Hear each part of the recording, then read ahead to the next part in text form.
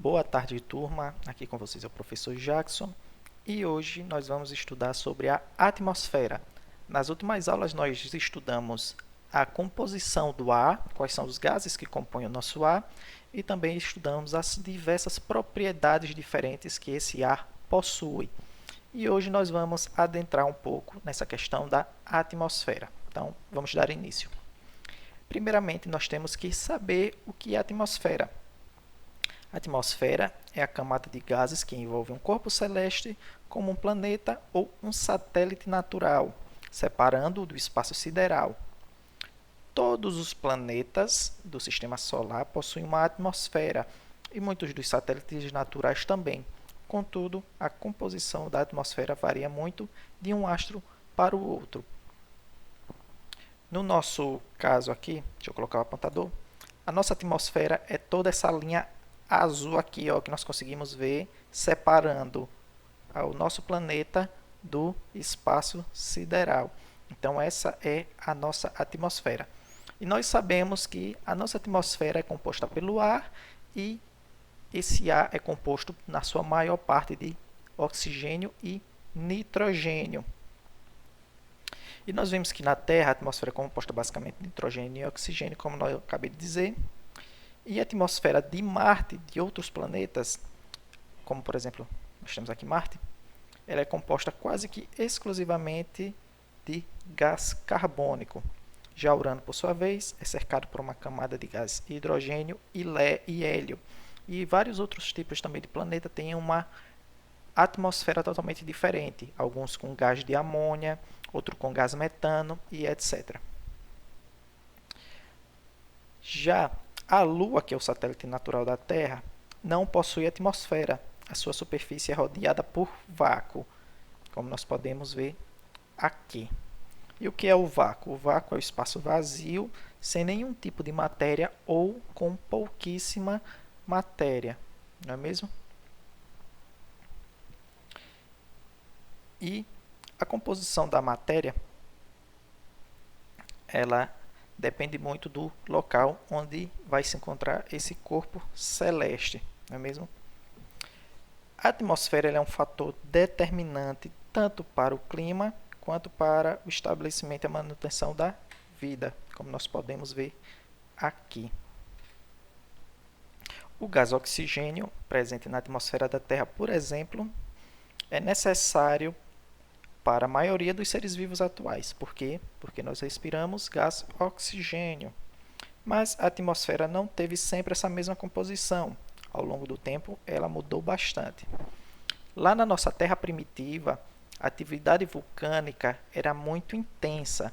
Existiam muitas erupções vulcânicas e isso expelia diversos tipos de materiais, inclusive gás carbônico e gás nitrogênio na atmosfera. E o que aconteceu? A maior parte desse gás carbônico ele dissolveu-se nos oceanos primitivos, enquanto esse gás nitrogênio ele permaneceu sobre a superfície. E com o passar do tempo, esse gás se acumulou e passou a compor a maior parte da nossa atmosfera. O tempo foi passando e nesse período a superfície do planeta já apresentava uma temperatura um pouco mais amena, um pouco mais fria. E isso propiciou ao aparecimento dos primeiros seres vivos aquáticos, não é mesmo? Então, os primeiros seres vivos eles surgiram nos oceanos e ao longo do tempo passaram a se diversificar. E pesquisas elas indicam que alguns milhões de anos após o primeiro ser vivo ter aparecido, micro-organismos fotossintetizantes, e então esses são organismos que consomem gás carbônico. Quem lembra quais são os micro-organismos fotossintetizantes que realizam a fotossíntese? Sim, eles mesmos, os fitoplânctons. Então apareceram esses micro-organismos fotossintetizantes que começaram a absorver o gás carbônico que estava dissolvido nas águas dos oceanos primitivos e começou a liberar o oxigênio. Certo? E ao realizar esse processo de fotossíntese, esses organismos, como eu falei, eles consomem o gás carbônico e liberam o oxigênio no ambiente. E com isso, a quantidade de gás oxigênio disponível no ambiente, ela aumentou gradativamente. Como nós temos aqui a imagem dos nossos seres fotossintetizantes presos a corais, a pedras, fazendo a sua fotossíntese, e as bolhas de oxigênio escapando do oceano. E ao longo do tempo, ao passar do tempo, esse gás oxigênio passou a se acumular na atmosfera e favoreceu a sobrevivência de organismos que realizavam esse tipo de respiração utilizando o gás oxigênio. E ao mesmo tempo, esse acúmulo levou à extinção da maior parte das espécies existentes na época, para quais esse gás era tóxico. Então, essa mudança de uma maior concentração de gás carbônico, onde a gente tinha animais e seres vivos que eram acostumados a esse gás carbônico, ser substituído por uma grande quantidade de gás oxigênio, levou a essa extinção de várias espécies. E essa mudança ela foi crucial para o surgimento de outros grupos de seres vivos que dependeram do gás oxigênio, como os animais mais complexos. Agora que a gente já sabe o que é a atmosfera, qual que ela é composta e como ela foi se formando, nós vamos ver quais são as camadas da atmosfera. A concentração do atmosférico vai diminuindo conforme a altitude aumenta. Então, no topo de grandes montanhas, por exemplo, como nós temos aqui o nosso rapaz aqui, que está em cima da montanha.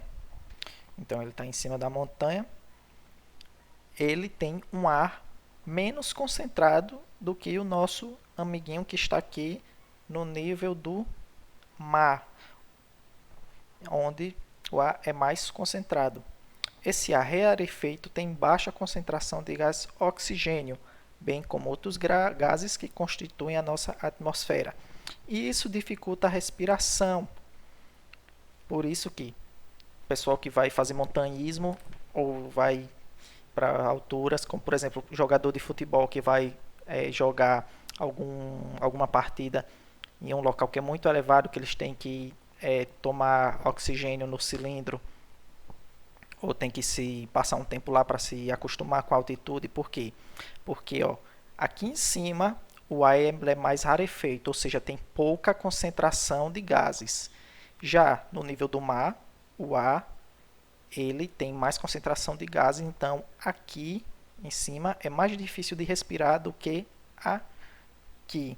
Porque nós sabemos que quanto mais alto nós subimos, menos concentração de ar nós vamos ter. Então, é praticamente isso que nós temos que ter na nossa cabeça. Quanto mais elevada a altitude, menos concentração de gás oxigênio nós temos. Quanto mais baixa a altitude que nós estamos, como nós temos aqui o nível do mar, maior a concentração de gás oxigênio. Então, conforme a altitude aumenta, não é apenas a concentração do ar que se altera, a temperatura, assim como outros fatores, varia muito à medida que nos afastamos da superfície. E com base nisso, a atmosfera é dividida em camadas, que não têm limites muito exatos entre si. Essas camadas nós vamos ver agora quais são. Então, nós vamos começar pela primeira camada, que é a troposfera.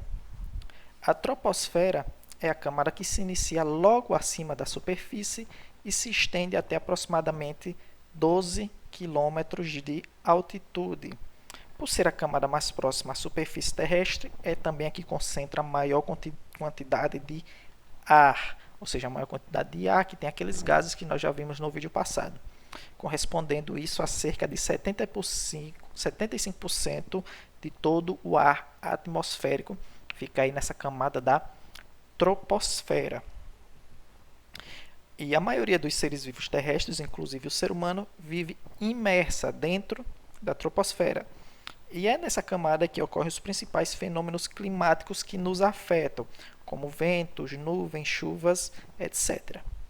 A temperatura na troposfera ela diminui com a altitude, Próximo à superfície, as temperaturas são mais elevadas que nas grandes altitudes, ou seja, quanto mais próximo da Terra, mais quente, quando vai subindo, vai ficando mais frio.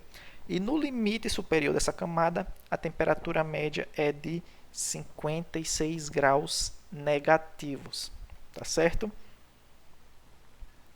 Então, a troposfera, nós temos ela aqui, onde tem o nosso aviãozinho passando, que vai do nível do mar até mais ou menos 12 quilômetros.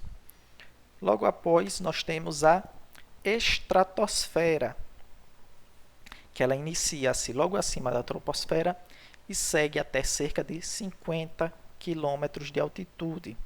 A concentração de oxigênio nessa camada é baixíssima e é insuficiente para que uma pessoa possa respirar.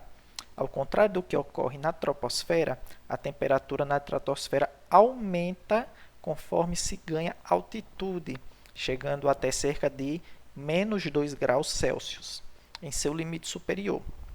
Em uma faixa da estratosfera, a cerca de 24 km de altitude, está localizada a camada de ozônio, que nós vamos ver mais para frente. Então, nós temos aqui a troposfera, onde tem um avião, e a estratosfera aqui até 50 km. E dentro da estratosfera, nós temos a camada de ozônio, que é uma camada de gás ozônio que protege o nosso planeta. Tá certo? Seguindo,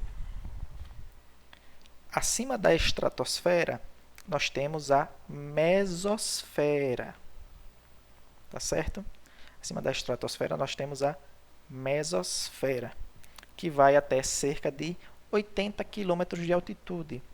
E nessa camada, as temperaturas elas caem muito rapidamente, chegando a próximos de menos 100 graus Celsius no seu limite superior, que é ali onde está os 80 km. É na mesosfera que se formam os fenômenos luminosos conhecidos como meteoros, que é causado pela passagem de meteoritos não, meteoroides, que caem através da atmosfera. E esses corpos celestes, eles viajam em uma velocidade tão alta que ao entrarem nessa mesosfera, o atrito desses corpos celestes com o ar, que é bastante rarefeito, faz com que eles se fiquem incandescentes, pegando fogo, que são conhecidos como as estrelas cadentes. Embora nós sabemos que não são estrelas, né? São apenas corpos celestes que caem no nosso planeta e devido a esse atrito com o ar da mesosfera, acabam se incendiando. A camada seguinte que nós temos é a termosfera, que ela se estende até aproximadamente 500 quilômetros de altitude. E é muito difícil definir o limite mais ou menos dela com precisão, já que o ar nessa termosfera é extremamente rarefeito. E nessa camada a temperatura ela aumenta conforme nos afastamos da superfície e pode passar de 1000 graus Celsius. Ou seja, a gente vai percebendo que em algumas camadas faz muito frio, em outras camadas faz muito calor.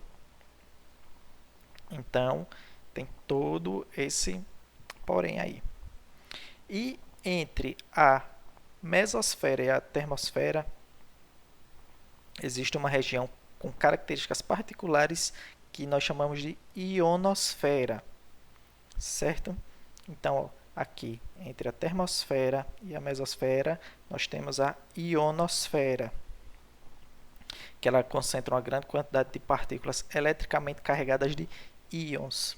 E uma das características dessa ionosfera é refletir ondas de rádio, como nós podemos ver aqui.